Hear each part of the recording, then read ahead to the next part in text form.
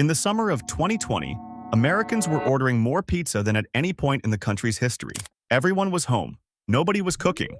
Domino's reported a 30% jump in quarterly profits and announced it was hiring 20,000 people just to keep up with orders.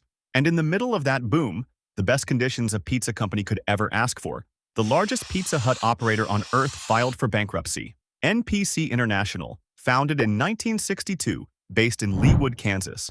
It ran 1,227 Pizza Huts.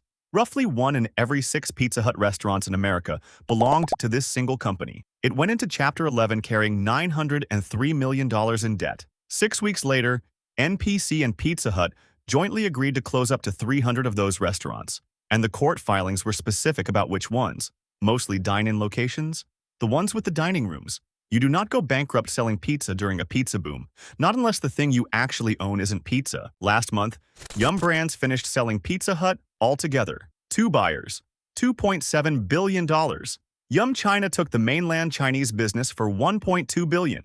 Everything else, every American location, every red roof still standing, went to a private equity firm. The bankruptcy and the sale happened for the same reason, and that reason has a shape you'd recognize from a car window.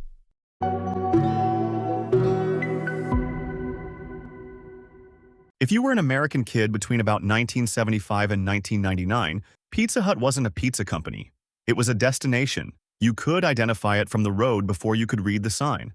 The low building, the odd trapezoid windows, and the red roof, not a color choice, an architectural signature shaped like the logo itself. Inside was a whole sensory system. Red vinyl booths you slid across, checkered tablecloths, Tiffany-style stained glass lamps hanging low enough to make your table feel like its own room, a salad bar, hard red plastic cups, pebbled, sweating in your hand, an arcade cabinet against the wall. And in 1984, Pizza Hut did something no competitor thought of. It launched a reading program called Book It. If an elementary school student hit their reading target, they earned a free personal pan pizza. Think about what that actually built.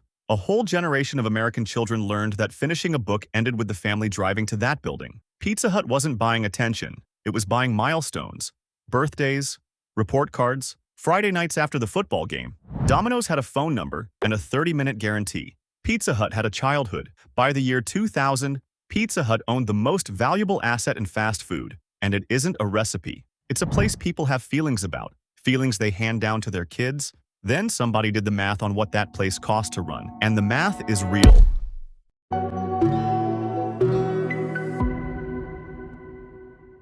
This is where I have to be fair to Pizza Hut, because the decision was not stupid. A dine-in Pizza Hut is an expensive object, a freestanding building on a large lot with parking, a dining room to heat, light, and clean, a salad bar that has to be stocked, chilled, and thrown out every night, servers, bathrooms, a lease priced for a destination. The alternative is what the industry calls a Delco, delivery and carry-out, an oven, a counter, space for 2 drivers to park, about a quarter of the square footage. It fits in a strip mall next to a nail salon. Same pizza, a fraction of the cost. But here's the detail that turns this from a business decision into a story. Pizza Hut doesn't own most of its restaurants. Franchisees do, and the franchisor gets paid a royalty on sales, on the top line, while the franchisee lives or dies on what's left at the bottom. Reporting on the NPC bankruptcy named this exactly. The structure creates a misalignment of incentives because the brand needs revenue and the operator needs profit. Head office earns roughly the same whether you're running a dining room or a delivery window. The operator pays for the building either way. So when the pressure came, it landed on the people least able to argue. In 2019, with sales already weak, Pizza Hut offered some franchisees relief, permission to defer their required remodels for a year or 2. NPC, its largest operator and one of its oldest, applied. In its own bankruptcy filing, NPC wrote that the Pizza Hut brand denied the company the ability to participate. 1 year later, NPC was in Chapter 11. 300 restaurants, mostly dine-in, gone. If you want more stories built like this one, subscribing is the entire reason I can keep making them. And when the sale of NPC's surviving restaurants was approved in court, Pizza Hut's chief executive issued a statement. He said the deal advanced Pizza Hut's transformation strategy, focused on modern delivery and carry-out restaurants.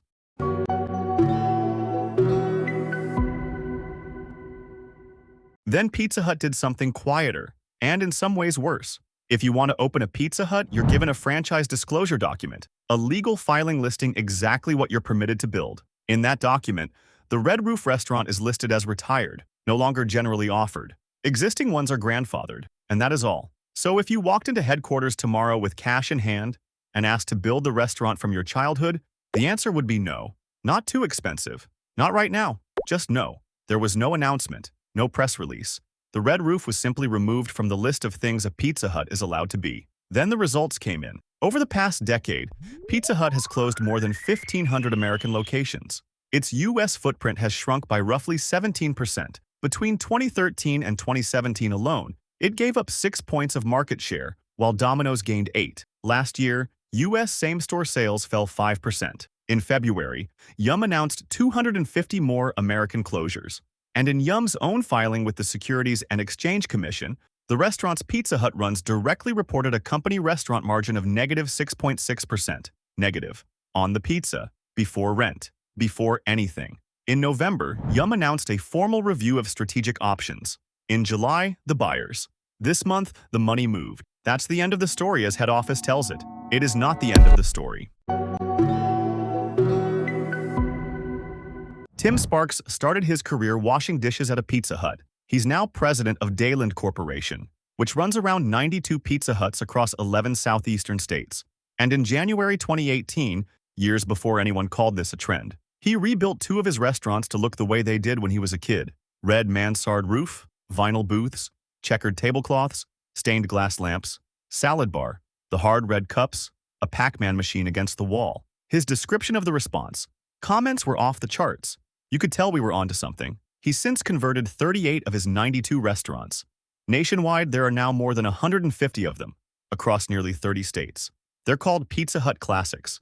Sparks says customers drive 2 and 3 hours to eat at one. His words, I'm not making that up. People come from 2 and 3 hours away, and I'm not making that up. Now here's the number that makes this whole video. According to Pizza Hut's own franchise disclosure document, the average franchised Pizza Hut with a dining room did about $1,038,000 in gross sales last year, down from the year before. Sparks says his stores average more than $1.2 million. The restaurants rebuilt to look like 1991 are beating the system that retired them by roughly $160,000 per store. And when the New York Times asked Pizza Hut about the classics, the company's own chief marketing officer said she wasn't aware of how the program started or how many of the 6,000 locations qualified. The best performing idea in the entire company, and head office wasn't sure how many of them existed.